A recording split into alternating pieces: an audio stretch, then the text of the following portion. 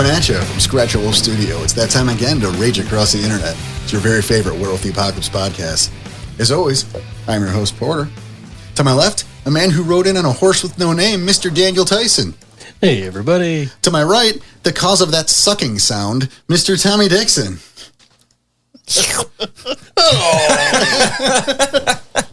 How's it going, guys? What's up, gentlemen? Hey.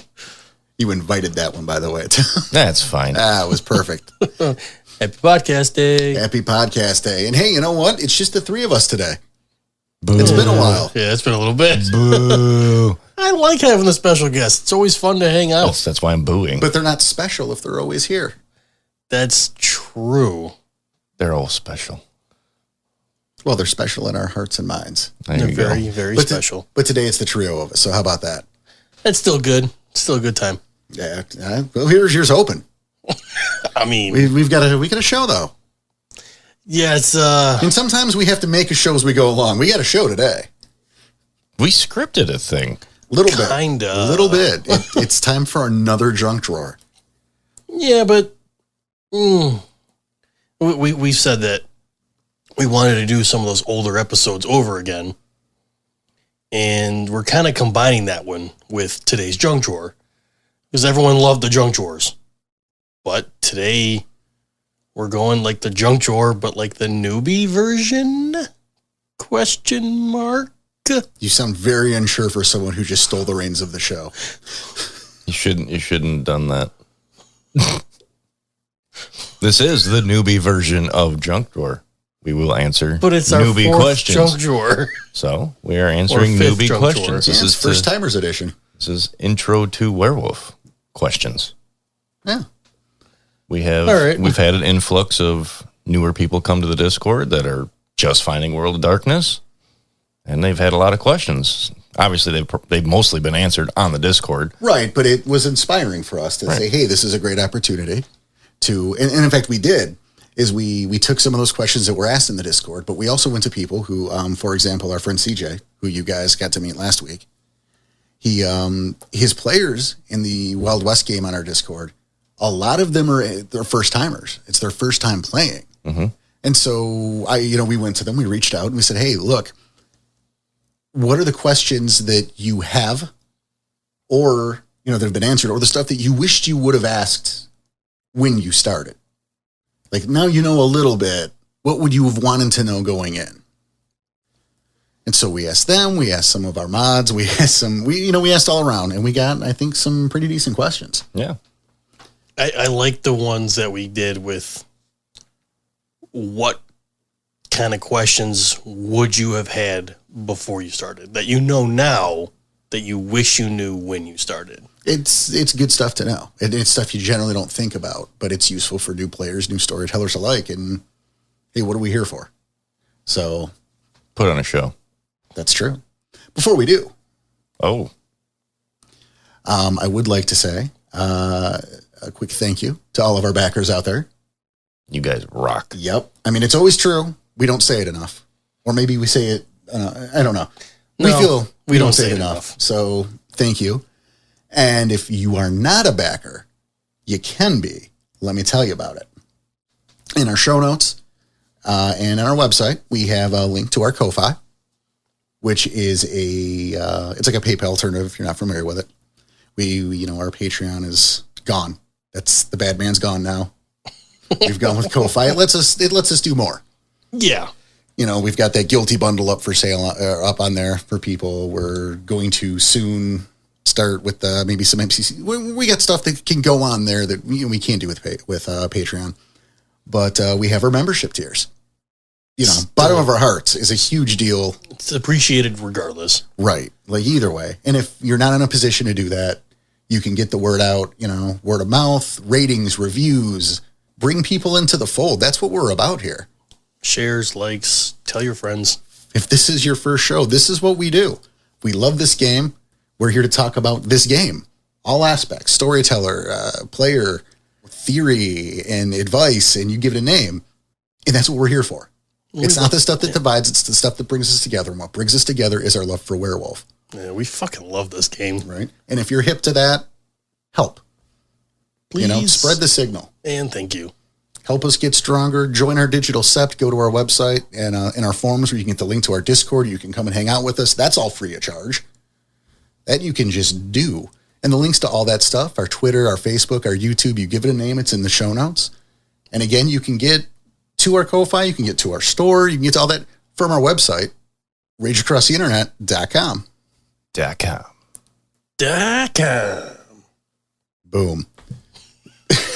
A fucking echo. So without further ado, gentlemen, let's get to some questions. Let's get some questions. All right. Data, what do you got for us? All right, number 1. The biggest question. Why werewolf? Why'd you say it weird? It's only 2 words. Just talk like a normal person. Why werewolf? Why werewolf? Werewolf. What? You know what? Why werewolf? Because werewolves are awesome. You're right. Well, they are. Werewolves are fucking badass. How do you not want to be a person who can change into a werewolf? Well, like for me, and it's not really the question, I don't think, but, I've always been drawn to like that primal aspect, that savagery, of a werewolf over something like a vampire.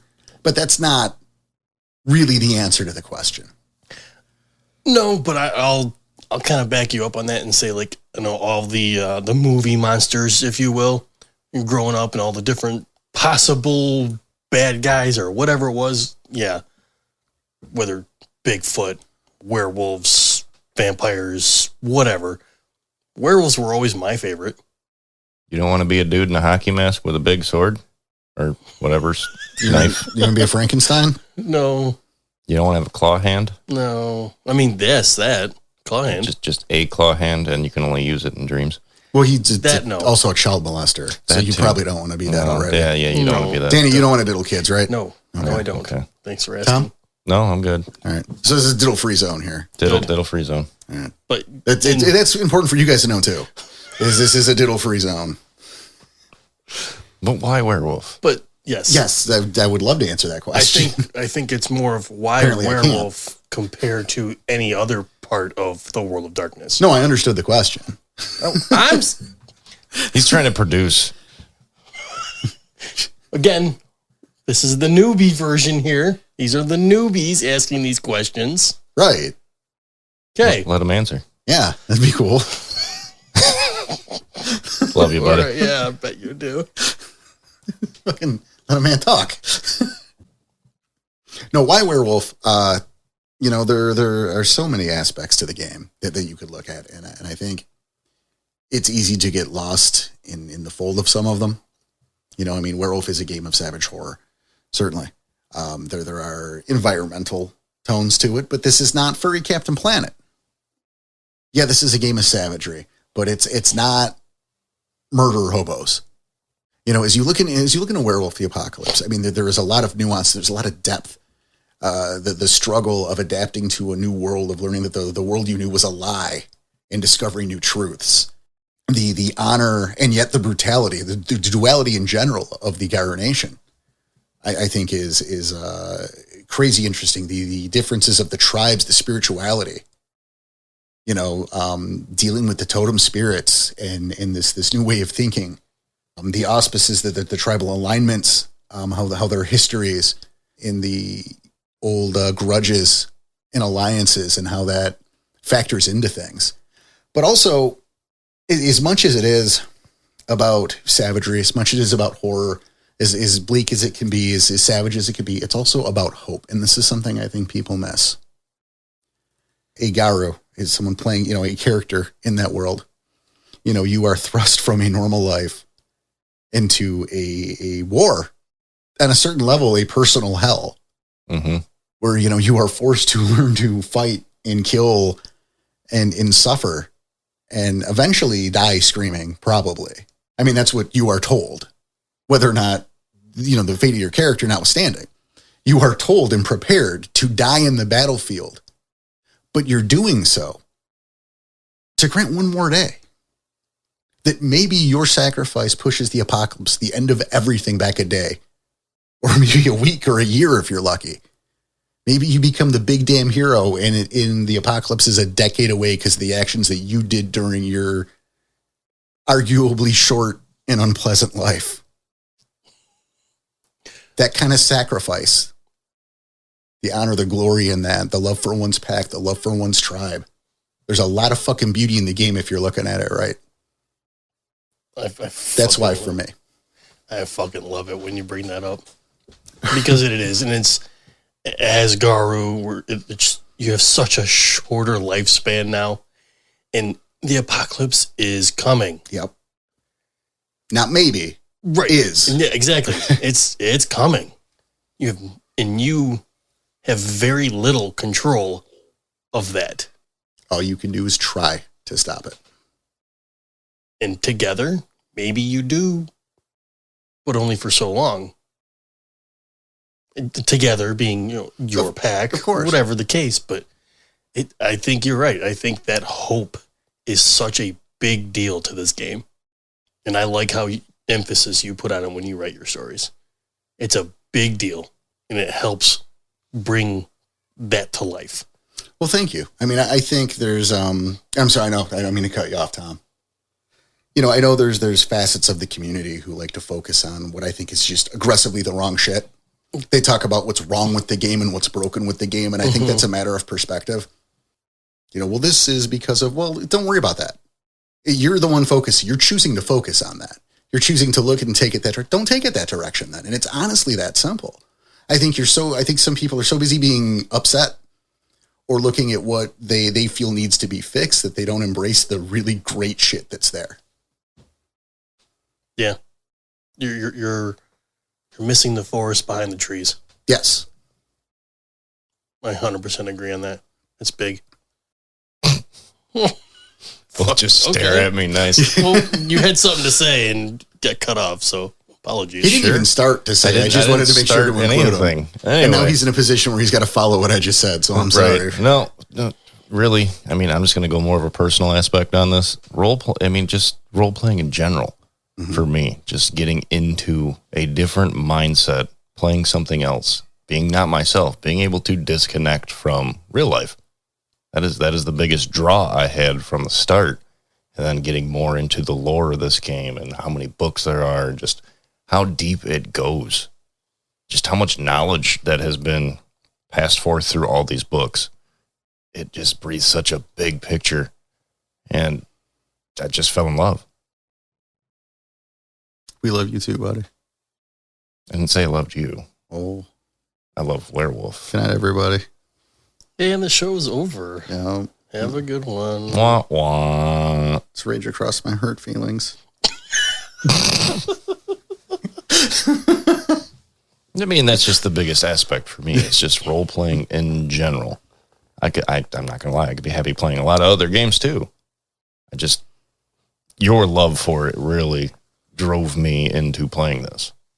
Well, thank you for that. I do my best. I'm glad, I didn't have the whole thing behind it like you did with the animal aspect, werewolf, blah, blah, blah. I didn't grow up with those kind of movies and stuff like that. So supernatural stuff was not really my thing back in the day. Which is actually, that's really cool. From a personal standpoint, I think that's just that much cooler that you didn't have that predilection already coming in. Mm-hmm. And so we just fucking, we fostered that love from nothing. Pretty much. Fucking hell yeah.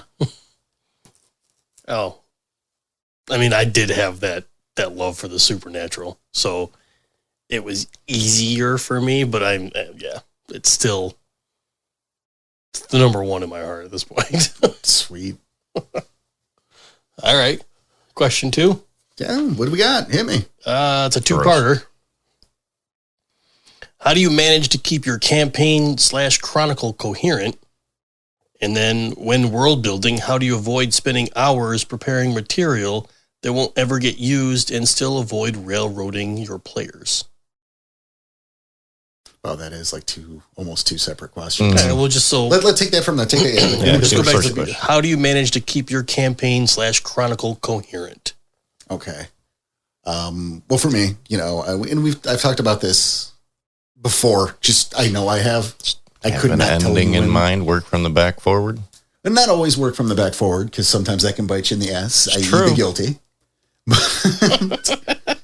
But you keep a skeleton.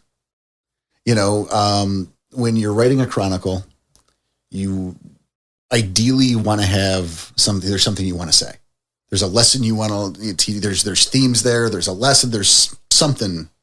It shouldn't just be a bunch of random shit together. That's not a chronicle. That's a bunch of random shit together. It's a bunch of one-offs. Right. That's just a quick story. And you can do one-offs. You can run those, yeah. Nothing wrong. In fact, it's good when you're starting a chronicle to do a handful of one-offs here and there to establish the world. That's important. Sure. Certainly. But you want that skeleton, and it can be as simple as to start with is a series of bullet points of this is a story and I want this to be this story. I want this to be that story. This is what this one's going to be about. Just a sentence, and you can build from there and add and subtract as you need. And by having it written down, even just in simple bullet point form like that, it makes it a lot easier to kind of step back and look at it and see this is where I'm going. This is how we're going to get there. And then at each bullet point, you have a little side nugget that pops into your brain as you're rereading it. Just type it in under it and just keep going until you fish out exactly what you need. Exactly. Those bullet points, though, that skeleton goes into each one of those becomes a story that becomes a script. Mm-hmm. Eventually. But you got to start somewhere. Yeah. Yep. Now, I think, you have a direction you want to take your players. What if they start going the other way? This is not part of the question. This is just me. Well, isn't that the next part of the question? It's kind of the next question. So I kind of. Yeah. I guess so. Yeah, that is. Let's just lead into the next question. So when world building, how do you avoid spending hours preparing material that won't ever get used and still avoid railroading the players? Practice. There's a level to where that's the answer. No, it's true. But also it's be careful with your set pieces. What and why? A great example, and we've brought it up several times, but I like to bring it up, so too fucking bad. Makes sense, fine. Is the location of it's Little Red's dry cleaning. Yeah. They launder shit.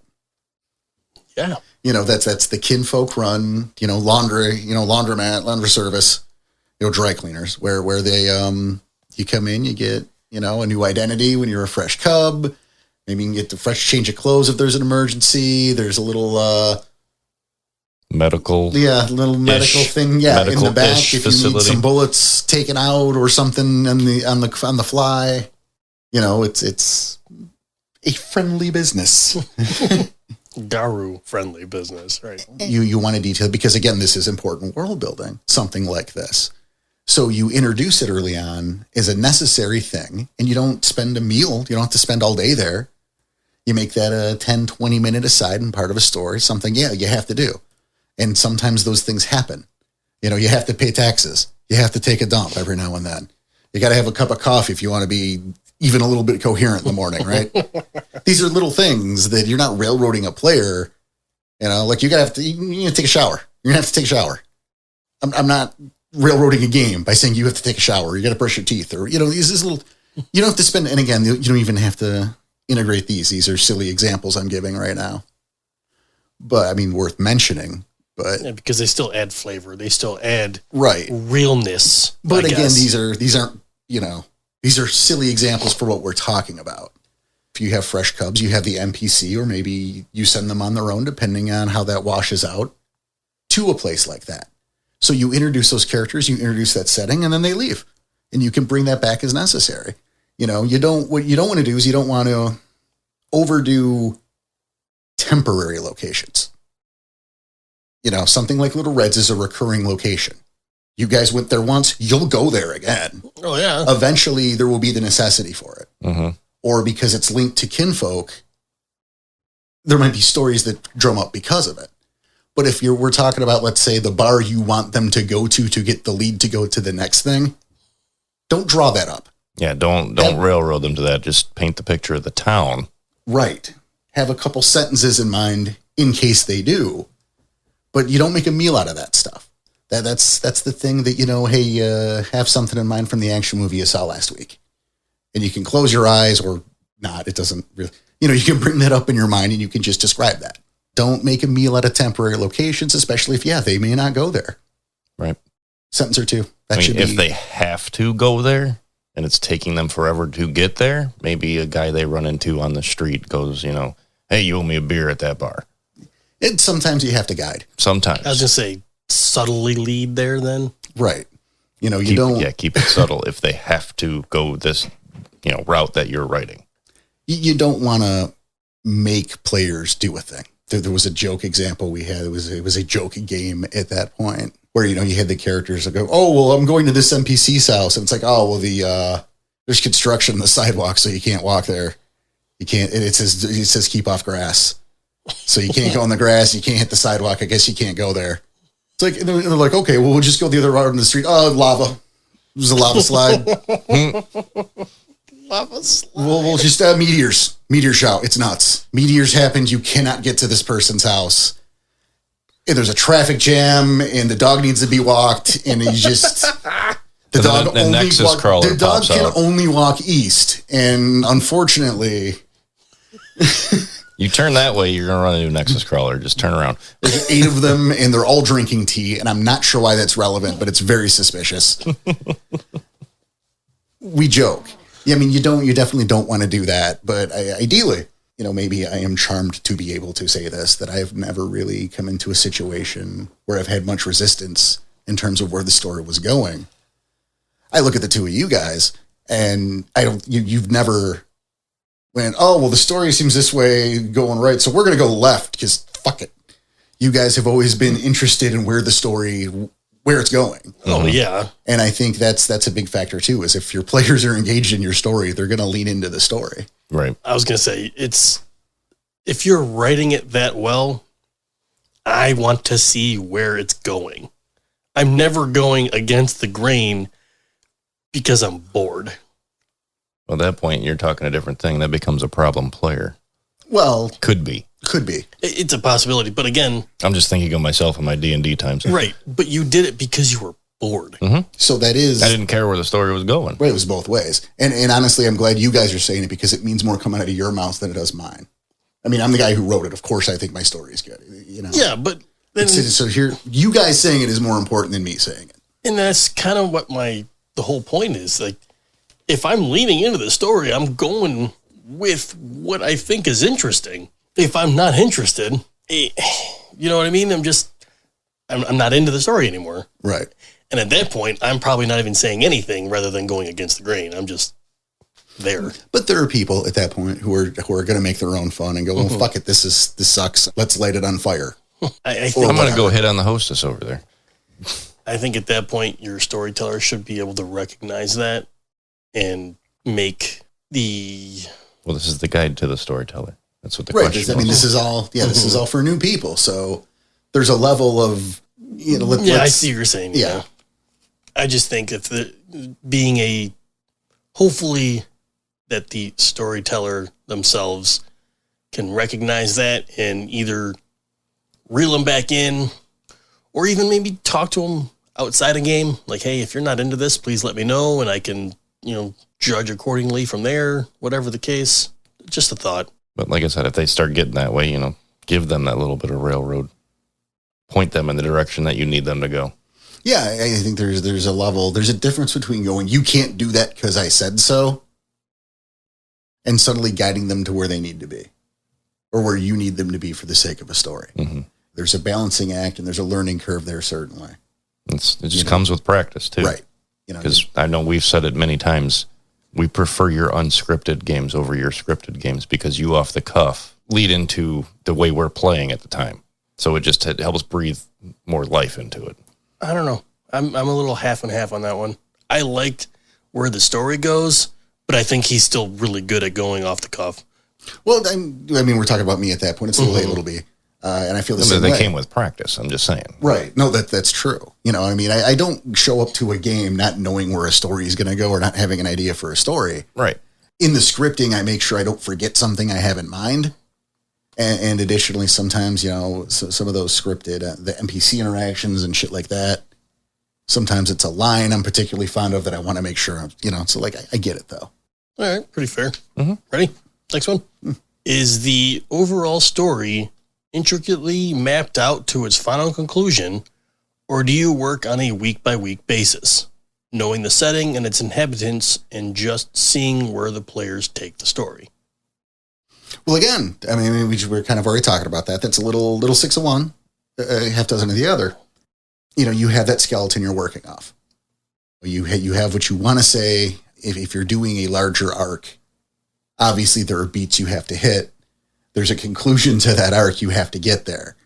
It doesn't always show up in the way that you want it to, certainly. And that can be part of the fun also. But there's also room in there to have stories that can just go anywhere. Again, it's about the mixture. Stories that can go anywhere. Just write yourself little nuggets of anywhere. Like, if you know your players. And that's something too, is as you get to know your players, because we got to keep in mind this is the beginner class we're talking. So getting to know your players is paramount to that too. The idea of anticipating where they're going to go once you know them, and you're going to get to know them. So that becomes helpful. Took you a while to get me, but you got me finally. Yeah. Which is weird because I think when we started this game, he knew where I would go. Well, he's also known you. Oh, yeah, I know. I had just met him. Well, I think a good example was a game in the Virginia years called Diplomacy and You. I've mentioned it before, where the pack was sent to four specific cairns to go ask for reinforcements for the Sept, and the purpose was to showcase different Sept life, different tribal Septs. Right. That was the point. Yep. And they went to somewhere they shouldn't have gone. But that was the thing, is they were told not to come back unsuccessful. And so knowing these players, I said, well, they're going to go to like these 3 extra places that they were not told to go and ask people that they have met, NPCs that they have met for help. I fucking knew it. So I scripted those 2. And lo and behold, they did each and every one of them. Oh, Jesus. They did all. They did all 3. So you did, like, I'm thinking in my head, you picked 3 on purpose, knowing that at least they'd pick one of these 3, and they did all 3. Yep. Did they do any of the ones they were supposed to? Oh, no, of course they did. Oh, okay.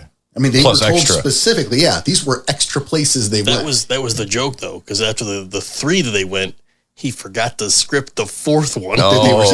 I forgot to script the 4th location they were supposed to go to. I was so busy, being, well, how smart am I? Hemming and hawing over yourself. Yeah. Not even hemming and hawing. Fucking trumpeting how smart I fucking was that I scripted these already. I got your number, dicks. I just didn't finish the actual story. That's a cocky motherfucker there. I had to scramble that day. But there it was. There's going to be the point where you're going to anticipate your players and their needs and their wants, and that is very helpful. All right, we ready for the next then? How do you all manage your antagonist? Do you make a full character sheet for them? And do you have any suggestions for stat blocks? Don't cheat. Yeah, we always trumpet that. Don't worry about the dots. Yeah, that's never stat. I shouldn't. I'm not going to tell you what to do. I never fucking stat my NPCs. If it's like friendly NPCs, they're going to have the stats that I need them to have at whatever fucking time they do. They serve a purpose. Yes. It's not important, those stats, unless you're in a combat scenario. And if you're in a combat scenario, it's not life or death. You don't need those stats to matter a whole lot. If it is, that's different. But what did you do to make that scenario happen? Right. Why would it be that? Right. Like if you've got the elder to pull a clave on you and try to murder you, then you have fucked something up. And you shouldn't need the stats to do that. Then there's I guess there's just repercussions. There's just like a dumbass tax there at that point. Dumbass tax? Because you have fucked something up to be put in that position. Agreed, yes. Now, but this was about antagonists, and this is the weird part. I have a file on my PC that has template stats: weak spiral, medium spiral, strong spiral. Here's this type of bane. Here's that type of bane. Just sample shit. But the only stats I have are the ones that are relevant for combat. Okay. It's dex, it's brawl, dex, it's melee, brawl, it's stamina, perception, it's strength. Oh, it's not even those. Oh, okay. No, it is those. Those are the ones. No, I'm thinking like perception. Why? I'm thinking, yeah, that's. Perception's 3. Okay. Perception's 4. It's what you want it to be. It's what it needs to be, yeah. Obviously it's not all 5s because that's ridiculous. The goal isn't to murder these people, but 2, 3, 4, 3, 4, 5, whatever. This one has 2. That's fine. But how often are you rolling perception in combat? It's true. No, you're right. And that's Once you said it's one of those, ones, you have the basic stats, and if the encounter's becoming too easy for them, we'll throw a dot here or there, exactly, to make it a little more tough. And those stats are just in Krynos, right? And then just in Krynos. If the stats are too much, like you one-hitted somebody, feel free to fluff it. Certainly, but you don't need more than that. If they have a fetish, if they have a gift or a particular derangement, add that in. This guy's got horns, and the horns are strength plus 5 damage. Fine. But that's all you need. Anything else is frankly a waste of time. Yeah, you'll be there for hours trying to stat your antagonist, and you're not going to use half of what you put down. Right. At least half. Right. So don't. Just get the bare bones that you need, keep a template so you can print off and adjust on the fly or, as necessary between stories. If it's a long-term antagonist, like a recurring villain, really it's kind of the same. Just keep those blocks. If you want to add a couple stats to it here and there, fine. But it's not necessary to full out sheet anything other than player characters. Yeah, no, I can see it. And anything else is an absolute waste of time. Because again, why are you putting that much emphasis on something like that? It's not going to be used. Yeah. I don't give a rat's ass what Vermillion's computer score is. He's never going to be hacking for you. That's true. It doesn't matter what it is. All right. Then, how do you balance between making the person and making sure the person makes sense in their tribe? Why does the person have to make sense for their tribe? It doesn't, is the answer. Right. Right. I mean, we touched on that a little bit on the tribal applications. Yeah, the tribal applications episode. We did. If you haven't, you should go back and listen to that one. It's a good episode. That's actually one of my favorite ones. That said, and we talked about in that episode, sometimes being against the grain can make for some really interesting role-playing situations and some opportunity for growth. Mm-hmm. The pacifist that Fenris has claimed doesn't make sense. Right, it doesn't make sense. So Fenris had a plan for this guy. Also, life's a bummer for this guy for a while. Right. Because either he's going to continue with his pacifism and get no end of shit and get his ass kicked on the daily as a get of Fenris. Mm-hmm. It was the warriors, right? Or he's going to break his principles, but really what will probably happen is an event will happen. Is his lack of fighting, his I'm going to use cowardice. I'm going to use the word cowardice because that's how it will be perceived in the nation. Yes. Frankly. We'll get someone killed, which will be a wake-up call for the character and a come to Gaia moment, if you will, where it can be profound change in a character, and that internal struggle is super interesting. Because that's the thing is you join this tribe, you are going to be educated in the ways and methods and history of that tribe. It's just character growth. It doesn't mean that every Fianna turns out the same. Of course not. It's not a hive mind. But where you started as a person, as a character, will be changed and molded through your experiences in the nation as a member of a tribe, learning about that tribe, the ways of the tribe, the customs of the tribe. So really, that's how it do. You let it blend together naturally. I like that. And then we use the Fenris example. He's got a plan for that one. That's maybe he knew that was coming. Because tribe is based on what that totem accepts. Right. It's not about your previous histories. Exactly. No, I get it, and I like it. Like I said, and that's what I'm thinking. Like, maybe Fenris knew this was coming. Well, whatever this event was. Well, there's a level to that, but yeah, there's a point that, the totem obviously sees something in a character that they accept them into the tribe. And if it's not obvious, then maybe they have a destiny. I like that one. That's good. And if you're the storyteller that has that character that's like that coming into your game, write it. It's a great tool. It is a great tool. That I'm sure if you had someone coming in like that, you're like, this will be an awesome chronicle. You'll have something around that line of why Fenner did this. Well, it's not a one-for-one example, but to quote a thing that we've talked about in the past. And how about you, honey? Have you made a lot of friends at the Hive? Oh, the amnesia one. Yep. Oh, yeah. So, that's another good example. That is a great example, yeah. And for the newer people, because they're probably listening to this one and don't know what that is, the player, for that matter, chose the amnesia perk or Amnesia Flaw, and Porter wrote that backstory for him, where they went to go find his birth mother and come to find out she was Black Spiral kinfolk. Quickest version possible there. Right, yeah. I think I said the quickest version possible. He did. But again, for those who don't know, because they're brand new, you spelled it out. To this episode. No, Many friends of the Hive? Tons. I made a bunch. What are some good places to look to give interested players an idea of how a werewolf game feels and helps convince them to play? Well, thanks for listening to the podcast. Yes. Why aren't they already listening? But let's be a little bit more specific. That's true. If you are a backer, let them hear some of the postmortems. And if you're not a backer, I will point you to... We did release the first 4. Yes, the first 4 called Into the Breach. December 2021 area? November, because it was... Oh, yeah, it started in November. It finished in December. Yep, because it was 4 parts every other week. Yep. Danny looked confused that it happened. No, I know it did. Okay. He took the amnesia flaw. I'm scratching so it doesn't... He's got the amnesia flaw. He forgot. Okay, you can hear that on the mic, can't you? Yes. Thank you. Fuck, guys. I didn't have an issue with you scratching. It was the head movement. I was trying to keep you it looked light. Confused. Christ. So, yes, go back November 2021. Yeah, Into the Breach. Parts Into the Breach, 4. part 1 through 4. Those are examples, and they're not actual plays, but also, hey, in the near future, we will also be doing actual plays. This is true. Coming soon. If you haven't heard that episode yet. Right. Was that last week? 2 weeks ago? Don't question it. Yeah, don't question that. All right.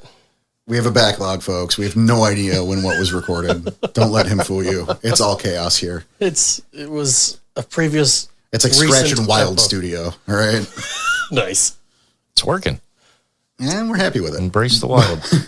So, yeah, Into the Breach. That would be what you said, November, December 2001. And if you want more... 21. Yes. 2021. And if you want more, the Guilty Bundle, it's for sale. And that's way better than the Into the Breach. We got better as they went. Oh, that's true. Really dives into, especially towards the later parts of the Guilty Bundle, it really dives into our play style.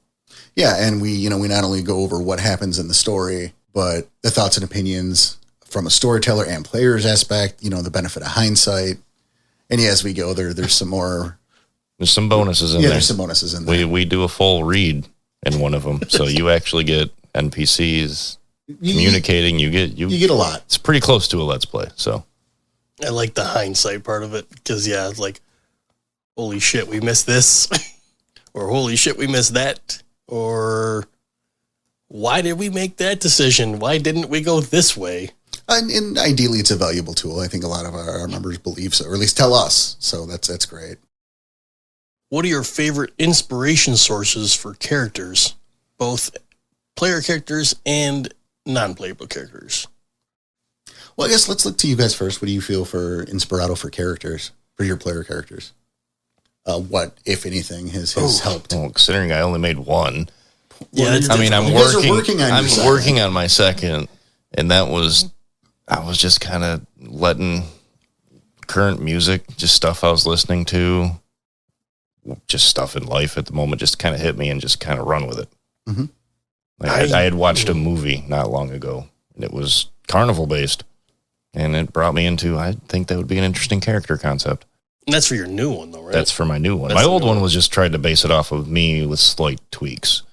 Which is pretty common for a first character. Right. Yeah, I was going to say the same thing, because for Jaeger... It's so I wouldn't break immersion. Right. So I would be able to easily get into character without trying to break anything. Without getting frustrated with myself, because I'm like, I'm not doing that right on what I wanted that character to go to. No, this character's just me. But being introduced to, hey, I'm a werewolf. That's fair. Yeah, I agree. It's, especially for the first one, it's not easy to base it off of anything because it was supposed to be me. Well, but it did evolve. I was going to say, that's a lie. And you learned about that firsthand. Yeah. Because I was lying to myself. Let's make that clear. nowhere near what he started off to be. Nowhere near what he turned out to be, and nowhere near you. I think you super overreached. Very much. And you played beyond your ability to begin with, which, again, is something that can happen.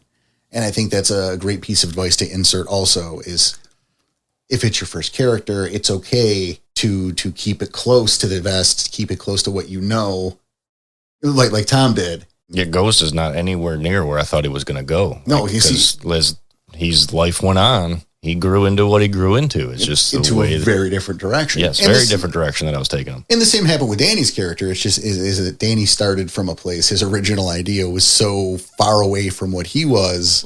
You couldn't relate to that guy at all. No, not today. No way. Well, yeah, like I remember us having conversations here and there, and it's like you're playing a drug dealer from inner city Chicago.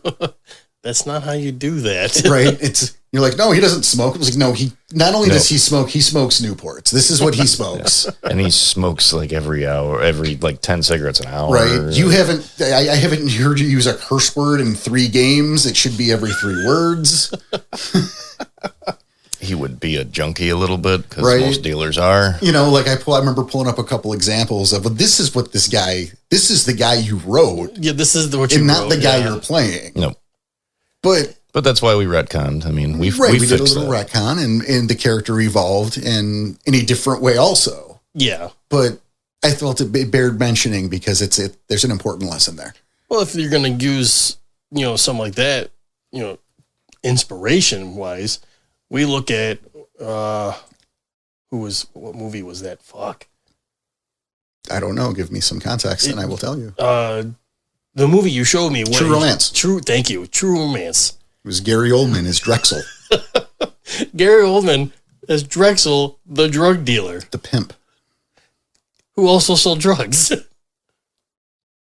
But I don't know. When I always see drug dealer. His primary function was pimp. When I always see drug dealer, I go to Fear and Loathing. So, I mean, that's a great movie. But it is. But that wasn't the inspiration behind what should have been this character. Mm-hmm.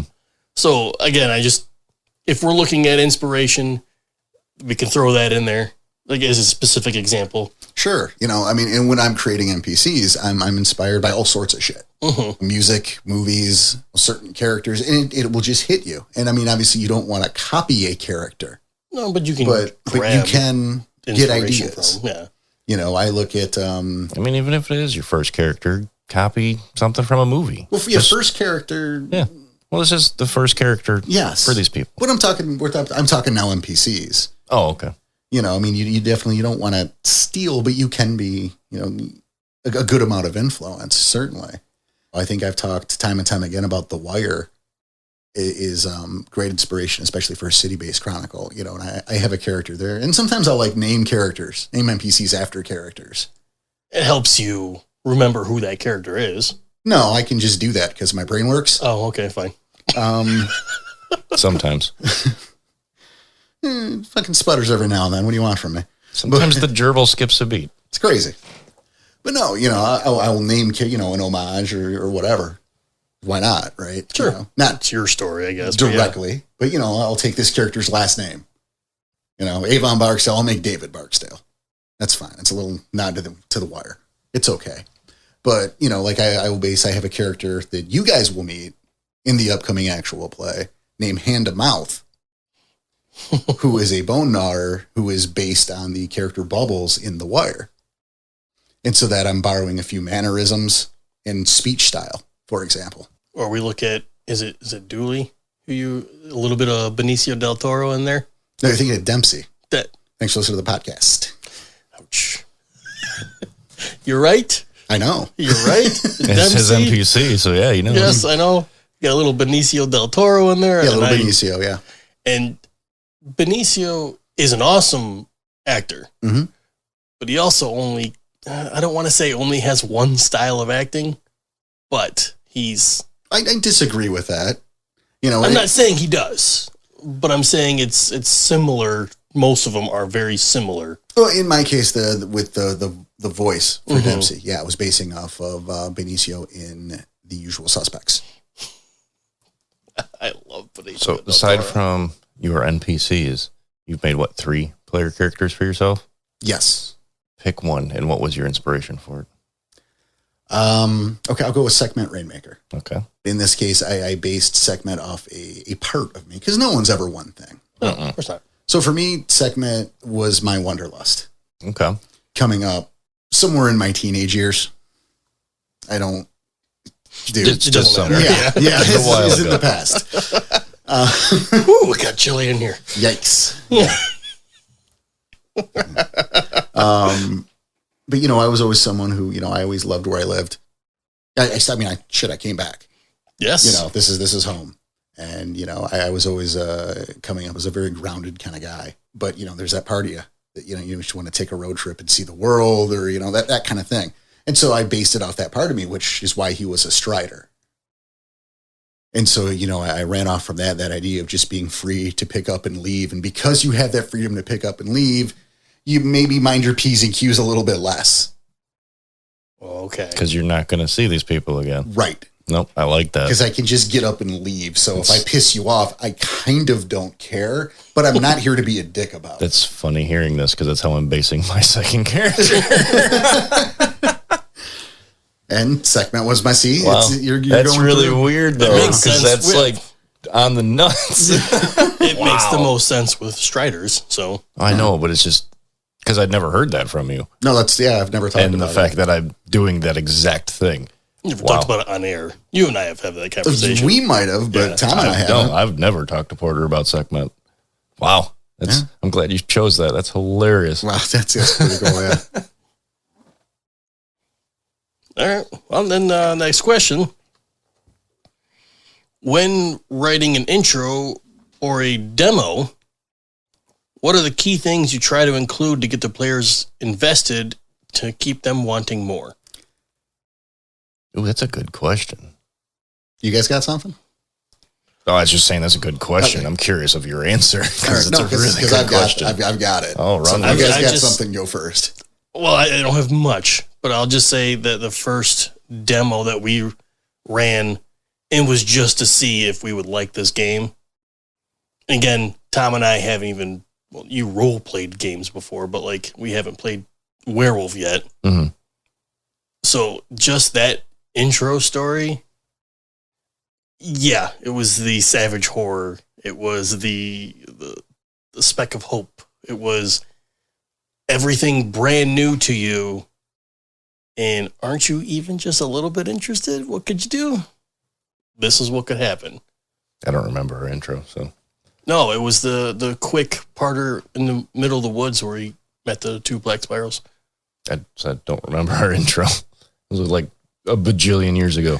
I mean, it was all dialogue. Right. Yeah, I think there was no notes taken. So.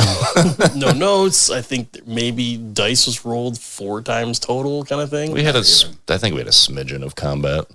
There was the second demo where we did combat, but I think a great thing to point to is the Heart of the Forest demo. I am very surprised you're saying this, but okay. I will elaborate, and you won't be surprised. Also because you will have heard it, but you won't be surprised. I think it's a great example of a demo done wrong. Oh, okay.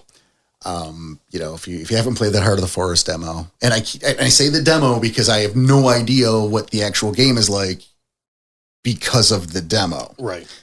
Yeah, we never bought it. It was, because it was slow. It started Very what slow. I believe was at the start and didn't go anywhere. Yeah. It spent 3 hours introducing characters and half showing concepts, but not fully because it was only a demo. Mm-hmm. Here's the problem. Bored. When, you throw in a demo of a video game, for example, and where are you? In the heat of the action. Something is happening. You want it to be exciting. And I mean, I want to say interesting, but there are levels of the Heart of the Forest and it could be interesting too. But nothing happened. You want to grab somebody, start with an explosion or something. Now, and I know what you're saying. Yeah, it's funny, we're not sponsored by Michael Bay over here. Mm-hmm. We're actually the opposite of sponsored by Michael Bay. But start with 2 lupus fighting. Maybe something that simple. Where they had changed forms too. But it's something to grab their attention right off the bat. Battle scene right from Jump Street. Exactly. Something to go, hey, something interesting's going on. A demo is not the time for a slow build. Come straight at them with the height of it. Right. Assume that you only have these 2 hours, let's say, to convince someone that this is a game worth playing.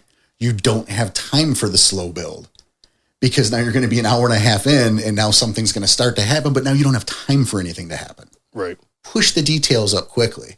You know, we talk about, you mentioned the demo, the first demo, and that was just dialogue. That's in atmosphere. That second demo we did was you guys teaming up with a pack called the Calm to get, quote, the data from the top of this high rise that you guys had to infiltrate, if you recall. I remember that part. Okay, I remember the second one. Yeah, so it was the two of you and Jim Dooley. As, the rest of the Calm made a distraction in the lobby so you could sneak up to the high rise and hack the computer. And what happened is you two had to defend Dooley while he's getting this data. My favorite line was in that. Let me get my hacking tool. And he pulled out a hammer. And he pulled out a hammer. But there it was. It was an exciting little story. Stuff was going on. You guys had options as to how you wanted to go about things. So you saw the freedom of movement in the game. You had some combat. You had some intrigue. You had a little bit of character work. Just quick, short, and sweet. Yeah, and again, it was something to grab instantly. Right. There was no build-up for that. No, there wasn't. I just threw directly in. Michael Bay explosions, because I'm pretty sure you shattered some of the high-rises windows. That's the distraction. I believe that happened at a point, yes. But, I also started you with, your contacts had told you to meet at this group in a warehouse. Yeah. Apropos of nothing. And that's okay for a demo. Don't worry about the lead-in. It's fine. For an intro to the game, trying to get someone into it, absolutely. Yep. Here's an example of a mission. Go. It worked.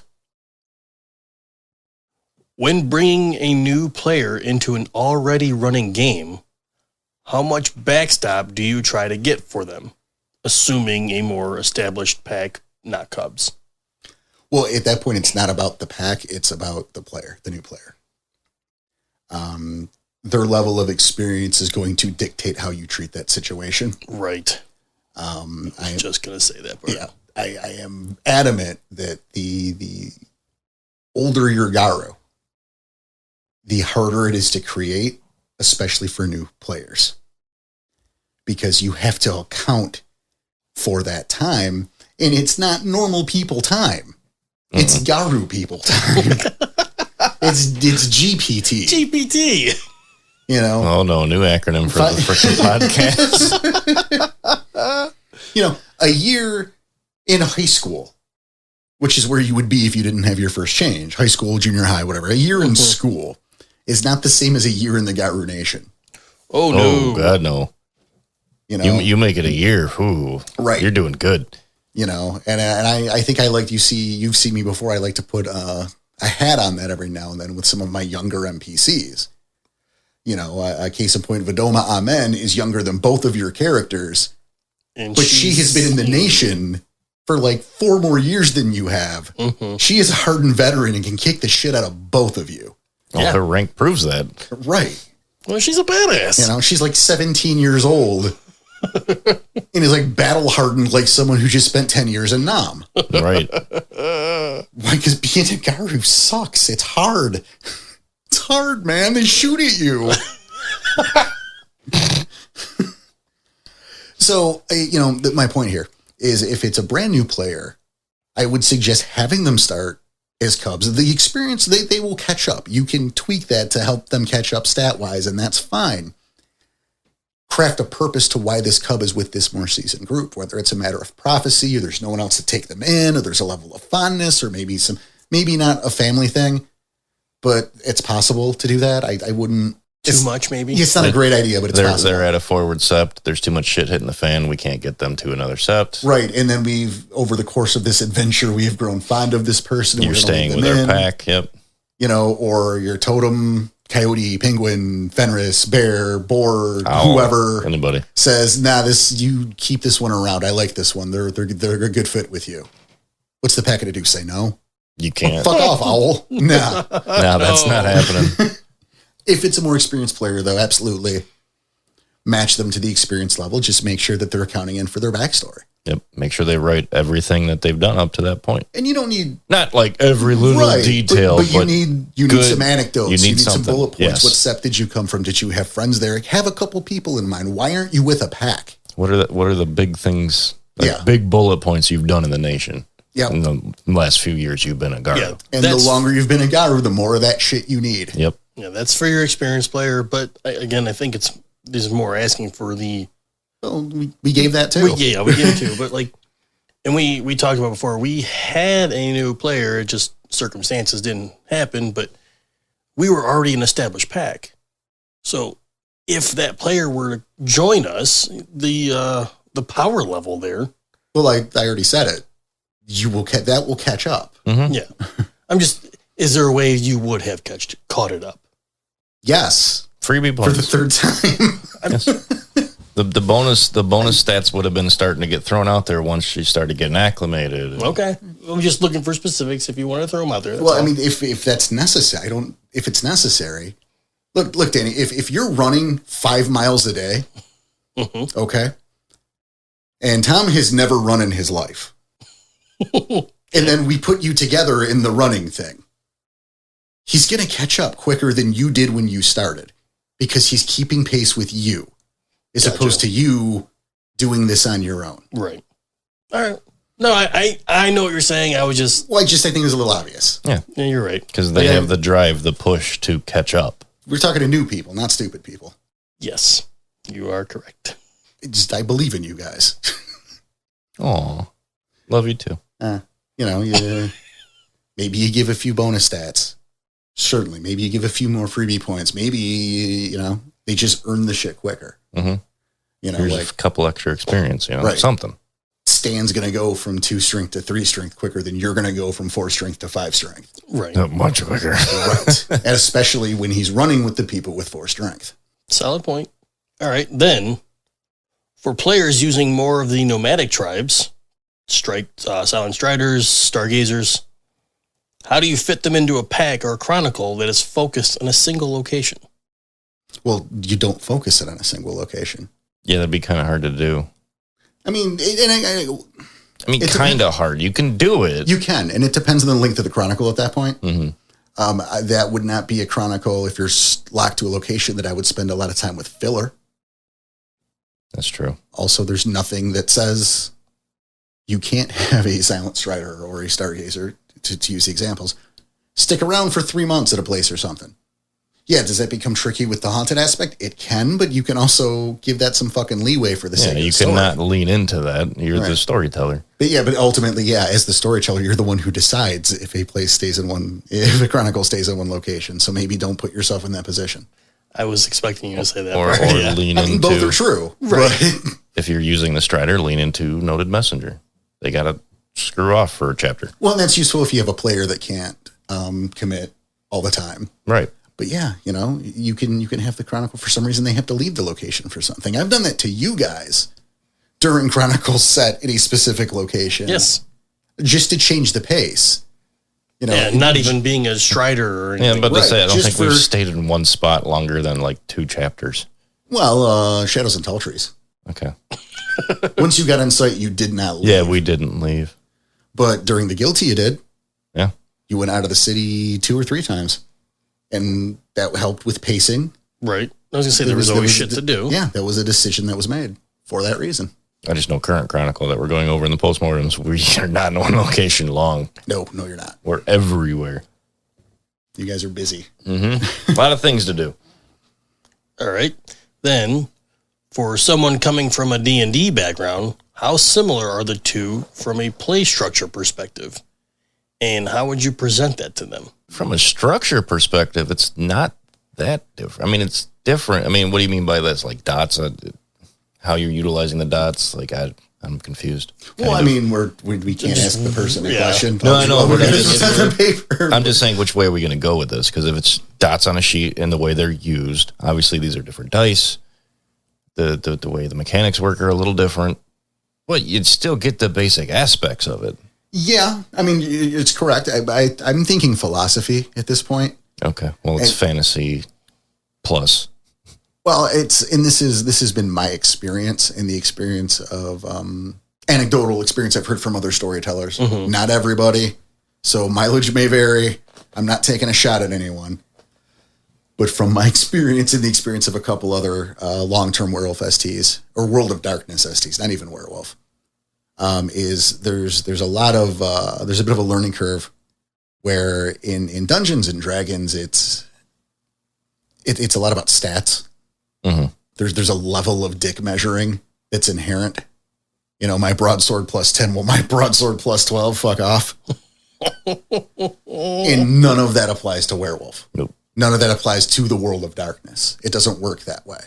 It's a much more role-playing focused, character work focused kind of thing. I had a player in the Virginia era who came from a D&D background.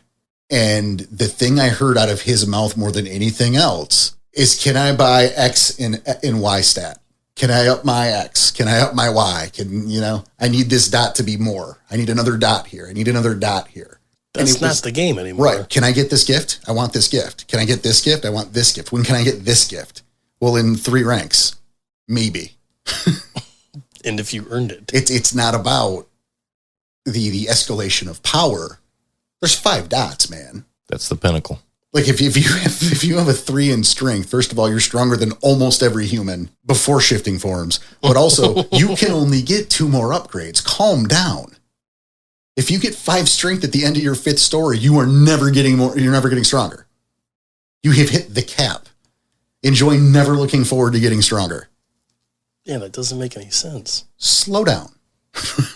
And again, that can't possibly be everybody, but that's what I have found, and it's a similar, I don't want to say complaint that I've heard from other long-term storytellers, is that it's hard for some D&D players to get over that hurdle and shift their mentality from the focus of gaining power to sitting back and diving into character work. Enjoying the story. Yeah. It's story over reward, I suppose. I can agree on that. I'm 100% agree on that, because I'm at that point where with Ghost, I'm like, I don't even want that 5th dot. Like, I don't even want to go get a Grand Clave. I feel like it's just going to ruin the game. It's going to make battle so easy that it's just like I'm invincible.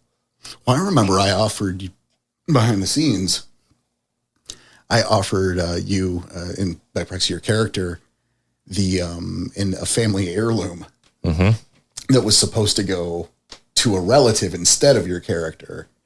But through circumstances presented a situation where that relative would have surrendered that item to you because of decisions you made. And you're like, yeah, don't do that.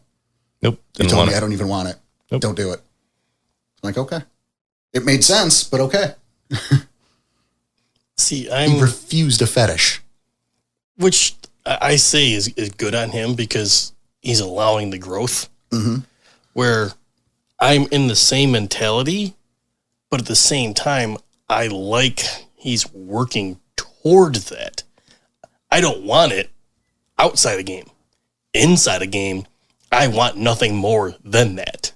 It's the journey at that point. Yes. Is where you get your fulfillment. Also the difference in player. True. That's true. Also true.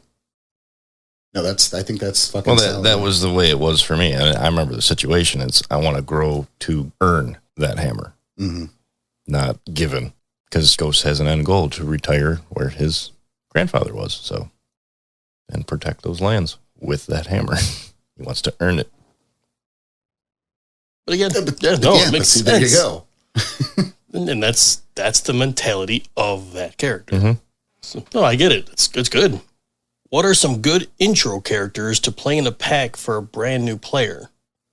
Characters a little easier to start with mechanically, so you can learn the ropes easier. Don't play a pre-made. Don't do that.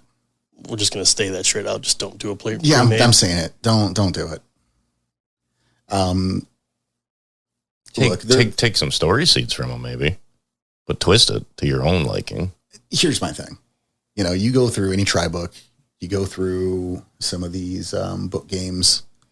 You're gonna get sample packs. Rite of Passage here's a pack pre-made.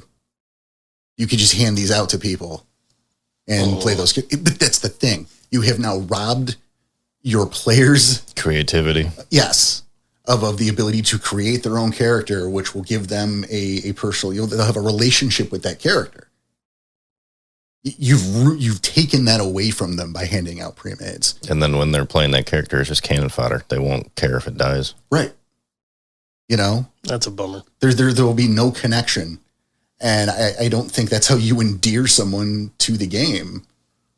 You know, by going, here's a character you don't know anything about, or you can read a couple paragraphs on and you're just pretending, and you didn't make that. You weren't you didn't express your creativity. Don't do it. So anything that happened in the game, you didn't earn. Right. Now was the question though, like intro to the game kind of characters? Because again, they just wrote them in, so I'm just reading them. So we can't really ask that person. But I'm trying to twist a little bit. So if this is introducing somebody to the game, I don't think a pre-made is bad in that situation because you're only playing for like 2 hours. Sure, if it's a demo. That's what I'm saying, like a demo, intro to this is World of Darkness. But see, if you're only doing a demo like that, you're not getting really into the character work to a point where that's going to be necessary in the first place. Right. You know, you can do that with sample rolls and just say, you can do that without rolling. Shit, I don't need the dice to play this guy. Are you kidding me? No. I could run you guys a whole Chronicle without making a single fucking roll, and it would still be perfectly fair to everybody. And then, yeah, you're right. You don't need Auspice. You don't need Tribe. Not for an intro. Not for a demo. Nope. Well, then maybe we add that to it for the question for a brand new player kind of thing. We've said it on air on several occasions, the easiest, and I got to take that back because it's not even the easiest, the most forgiving to play. Get a Fenris around. I mean, sure, but I wouldn't even worry about that. For brand new players? Yeah, no need to. As a first timer, you'll grow into it. Yes. It's not a big deal. You'll make your mistakes. That's the best way to grow, is to make mistakes. And as a storyteller, allow for those players to make some of those mistakes, allow them some grace time. And I don't mean like an hour. Give them maybe some a couple time. stories for them to get their feet wet, to get comfortable with things, and allow them to make changes based on what they have learned for those first couple. Just That's fair. in the interest of fairness. So you don't go, no, you have to start over. No, you don't have to start over. It's okay. If that tribe, you've changed your mind, or you didn't like that gift, or you've stated yourself all the fuck wrong, you can fix it. It's the first couple stories. You can fix it because you didn't know when we're learning together, and that's okay. I'm just trying to add to the question a little bit because I can see them asking, especially for a brand new player, like, well, I've never played this before. Which tribe should I play, or which auspice should I do? Whichever one speaks to you.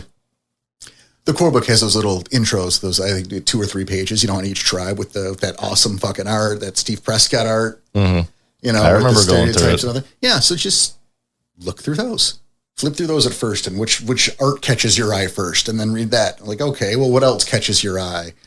Read that. It's not a lot of work. You can just kind of read it real quick. You don't have to absorb every word. And if you need to make changes, again, the storyteller should be allowing you to do that as a brand new player, as a brand new character.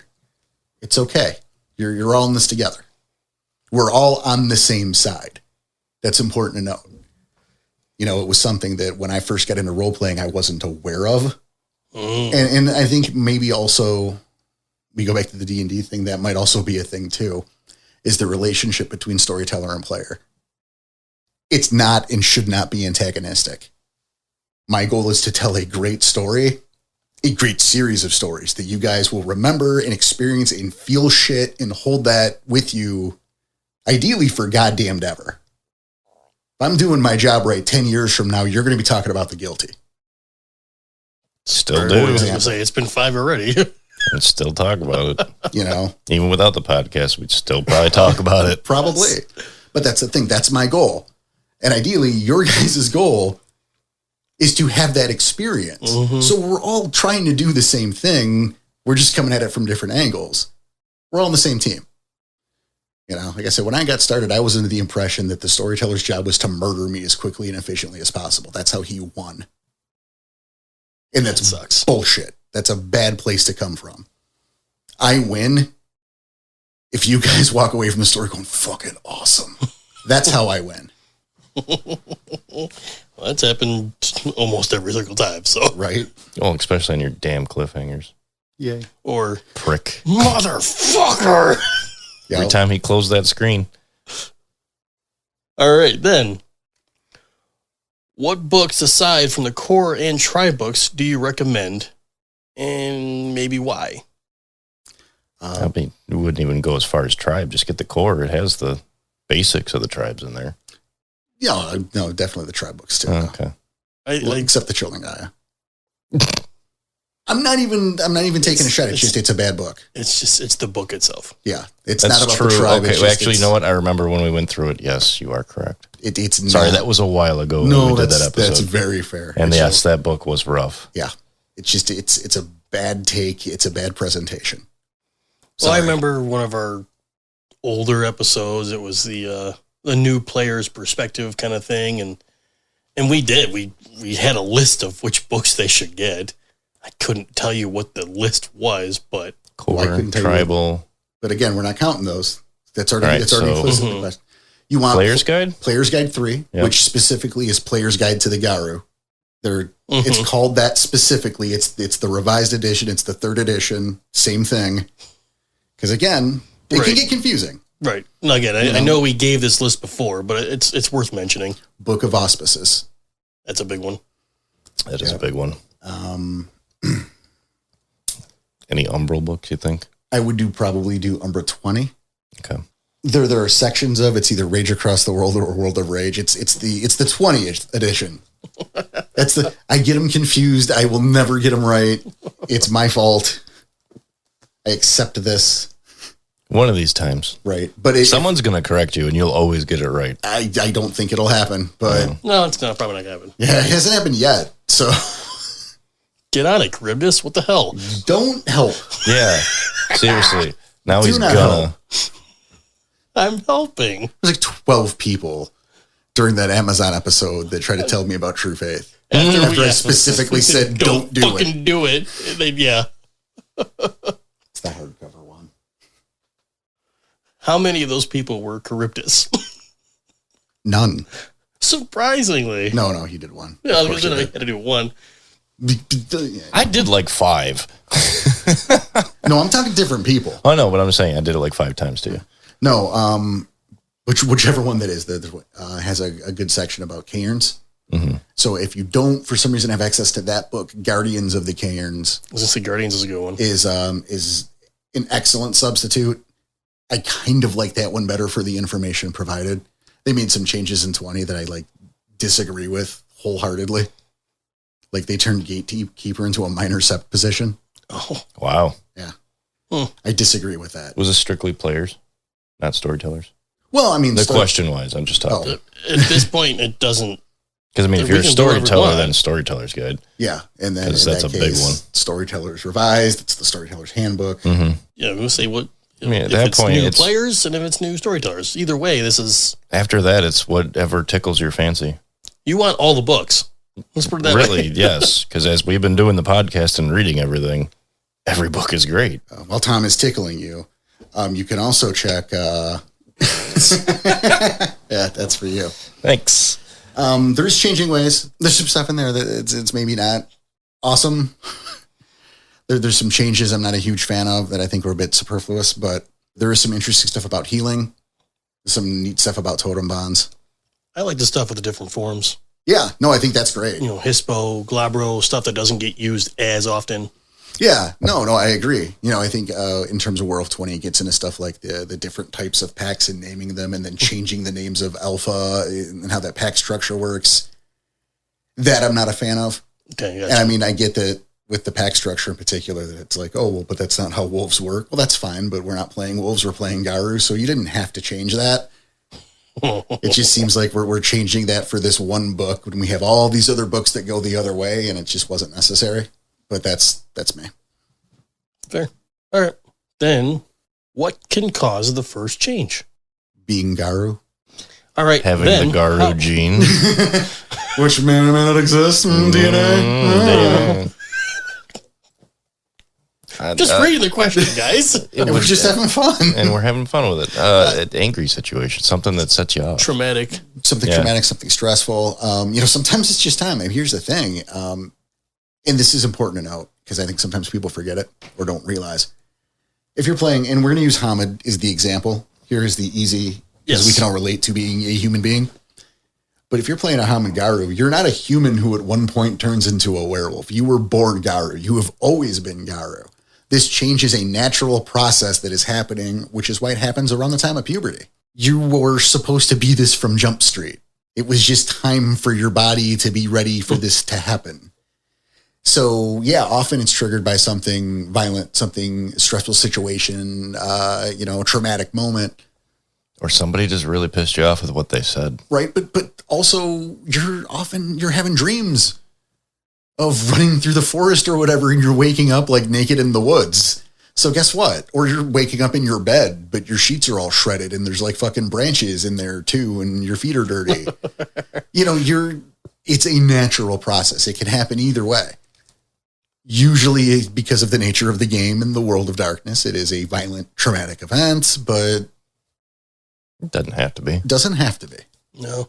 Like, that's a short answer, but I mean, there it is. Right. Well, I laugh when I remember the video game that 98% got completed but never happened, where the kid it was just the cutscenes, right? Mm-hmm. And Tom, I know you've never seen it still. Mm-hmm. That's okay. But it's funny as shit. But the cutscenes, it shows his parents were being killed by Fomori, and that was the traumatic experience that made him do the first change. So once he saw that happening, scared, pissed off, whatever the case, and then he kills the Fomori. Hey, look, a Garu. That's it. He goes, that's goes the game. To hang out with Karen. Muscle tough. And that's how the game starts. So it's kind of funny, but again, it can be something that basic. Well, again, it can be. I think it was Tom's character. He woke up from his dream of being a wolf in the woods, and he was in the woods. Naked. Yep. It's that simple. Yep. All right. That's exactly how mine went. So almost anything is the answer here. Yeah. Yeah, I mean, it's whatever you want it to be. Yeah. All right. Then, how late can a first change happen in life, and how might it affect the new cub? Well, I can't, as far as how it can affect the cub, I can't tell you how to play your character, and I don't know the circumstances of said change. Mm-hmm. Certainly the year could be a factor, when could be a factor, but first changes, and again, we're looking at Hamid Garu, because there's wolf years and there's Metis year, but a Metis is born correct. Like, fucking, we're not talking about the Metis right now. Right. That's just a nail on the side. Right. Again, we talk about puberty. So like the low end, I mean, you could be like an early changer. You could say, I would allow someone as young as 10. I don't know how I'd feel about that character, like as a player character, but it's a possibility. A little early, I think. But no, but that's my point. Is I'm looking at the earliest to, I would say about 18. That said, there's precedent for Garu to have changed when they were older, but then you get into the concept of like lunatics, and those people are in bad shape because, again, you are always Garu. You just haven't changed yet. So you're living with that rage and that primal sense and nothing to do about it. Like, it's almost like spiritual blue balls. God, that would suck. You put it that way. Yeah. And so you got that guy who's maybe in his 20s who is kind of crazy because maybe he's hearing whispers from the Umbra or whispers from the spirits that he doesn't understand and can't deal with. Because he's just been pushing it off for so long. Right. He can't, he hasn't, again, spiritual blue balls, he hasn't been able to transform. So you got all that shit pent up and all that rage, and you're not okay. So like the older, the worse this is, the worse it's going to be, is a safe range for me in my games where I like to have players start out. I'd like to say between 13 and 18 and letting them understand that 18 is on the high end, but we're going to let it go because, dude, being a teenager sucked in the first place. Right. And when you're playing with people who are aggressively not teenagers anymore, that's not the place you want to focus on. Right. The hormonal imbalances as a teenager, And, we sweep that under the rug when we play because, again, it's not fun. No. We focus on the Garu stuff, not the, hey, how are you doing stuff. All right, we got 2 more. All right. How do you encompass the spiritual aspect of werewolf in a way that makes sense to new players? Slowly? That's a good answer. I mean, I've always struggled with that. Yeah, I guess I want to look to you two for your answers, I think, because you guys tell me. I always struggled with it, but I remember leaning into the NPCs and asking them questions, or at least trying to, saying, hey, can you teach me? Because obviously I didn't pick up a book, because it's a big book to read. Yeah, but this way we get the information in game, and it makes sense why we know that information now. Where, yes, there are some things that we should just know, and it should be behind the scenes stuff, and you should know being a Garu in that life. But I get why we did it, because I was right there with you. I was doing it too. Mm-hmm. Like slowly, like, what was it, Jonas teaching how to create element? Something simple as that. Speaking to a spirit. Calling for a spirit. Just like the simple things. Yeah, the simple, and start slow and ease your way into it. Yeah, and see, I think, that easing in, that starting slow, I think that's so important because, there's so much to the Umbra. There's so much to the spiritual aspects of the game that if you rush things, and this isn't just true of the spiritual aspects, if you rush shit, they'll lose interest. Well, stuff's going to fall by the wayside. They won't absorb it all. Could you imagine if your guys' first combat and your first umbral journey, not dip into the Umbra, but umbral journey, and your first moot were all in the same story? No, I can't. Oh God, no. I would have forgotten at least one of those 3. I think you would have forgotten 2 of those 3, and maybe 75% of each of the 3. That's so much to absorb. Yeah, that's you wouldn't too get much. shit out of it. Slow is the thing. And it's helpful to write a mentor, and there should be a mentor type NPC in your local set that can help with spiritual matters. It's a good idea, even if you don't want to keep them around. You can always have them die. People die all the time. Just like even in life, but also in werewolf. Yeah, just a lot more often in werewolf. More people are dead than alive. Just if you take all the people, most people are dead. So you can kill off an NPC. Shit happens. Right. But that mentor character I think is important. And in terms of getting them to really embrace it, it's all in the delivery and how you present it. Make sure, especially early, everything is majestic and larger than life. You use the brightest colors to color in that world in the beginning. Emphasize the senses. Yep. That's a big one too. Good job. And again, not even just the spirits. I look at your guys' first encounter with a child of Gaia Sept. I went over the top. You definitely emphasized. Yes, I emphasized. To leave that impression. And then the next time you went back there, I totally dialed it down and normalized it. Right. But that first impression, let's make that big and bombastic, even if it's a little over the top, a little much, because you want that to stick and you want people to feel it. It worked. Next one. Last one. Okay. Last one. Last question. This one's worded a little weird, so I'm going to try to fix it. I'm sure you can figure out who that was from. Ooh. He's going to fight you. He's always going to fight me. He's going to lose and nail. Historically. Oh, now he's going to fight you. This seems more directed at you, but do you prepare a story on what inspires you, or do you and your players sit down and talk about what kind of game you would want to have? So as like a first-time storyteller, would you just go off of what inspires you and write it for the characters, or sit down with everyone and figure out which way they want to go? Look, I know what my answer is, but my answer isn't, I don't like the idea. I mean, you want to hear what your players have to say. Okay. You want to hear, because you can get inspired by that kind of stuff, and you want everyone to have a good time. So if we're sitting here talking or playing on our phones, looking at the question, you see what I mean? Yeah. No, if you sit down with your group and you hear, well, I want to have some unroll adventures, or you hear, I like a good mystery story. And if that's in your wheelhouse, that's good, and take that shit into consideration. However, there's a limit to that. I have a problem with too much, and for lack of a better term, interference from the fucking peanut gallery. I see it. You know, there's a saying that a camel is a horse designed by committee.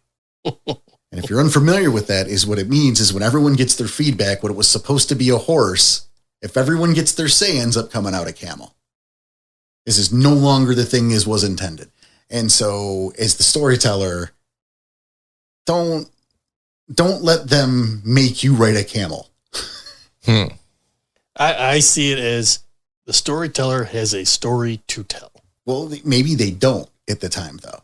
And so it's a great way to farm ideas is to ask the players. Mm-hmm. But the inmates cannot run the asylum. There's a reason he's the storyteller's the storyteller. They're going to tell the story.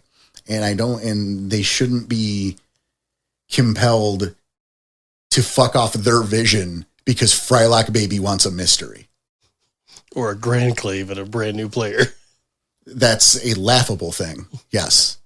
That answer is no forever.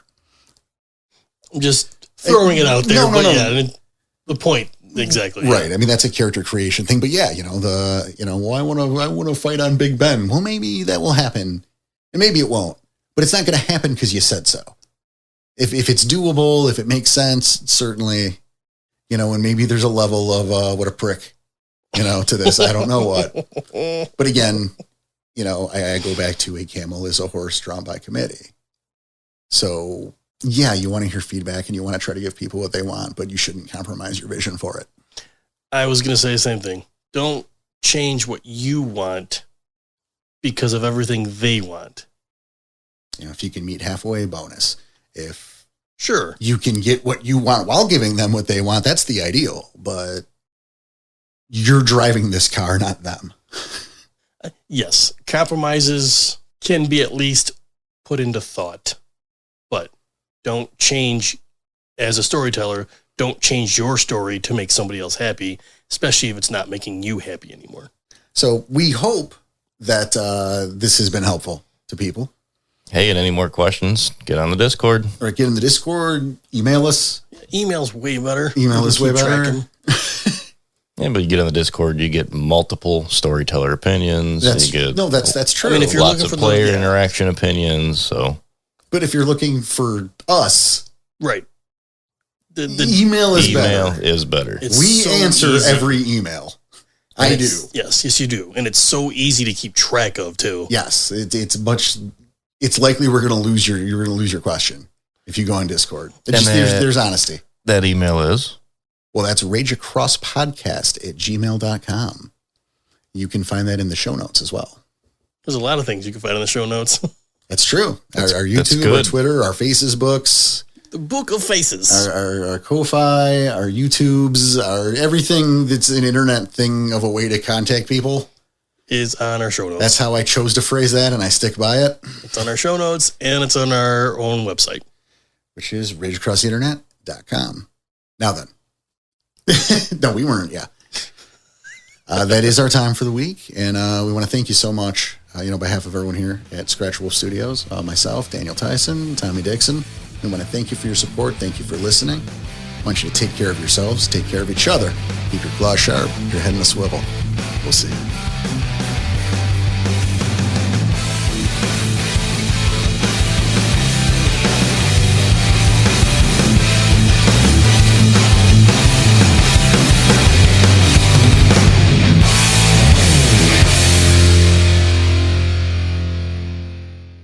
You shouldn't have done that.